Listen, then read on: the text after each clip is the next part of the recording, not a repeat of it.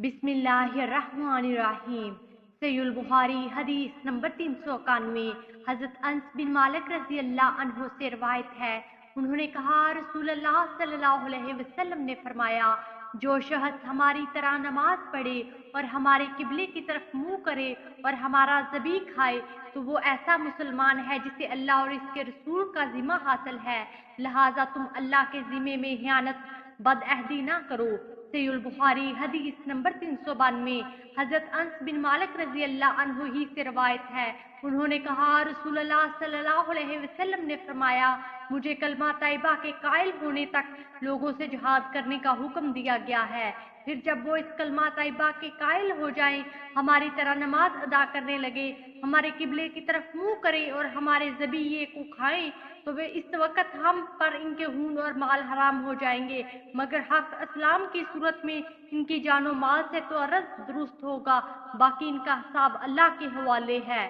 सहीहुल बुखारी हदीस नंबर 393। हजरत अंस से एक दूसरी रिवायत है कि इनसे हजरत ममून बिन सियाह ने सवाल किया, ऐ अबू हमजा, कौन सी चीज इंसान की जान और इसके माल को हराम करार देती है?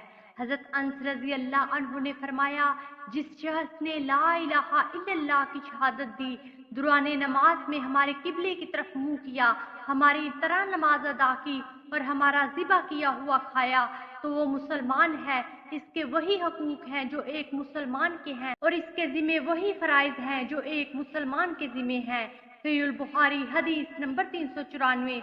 हजरत अबू अयूब अंसारी रजी अल्लाह अन्हु से रवायत है, नबी सल्लल्लाहु अलैहि वसल्लम ने फरमाया, जब तुम कज़ाए हाजत के लिए जाओ तो किबले की तरफ मुंह ना करो और ना इसकी तरफ अपनी पुश्त ही करो, बल्कि मशरक या मगरिब की तरफ रुख कर लो।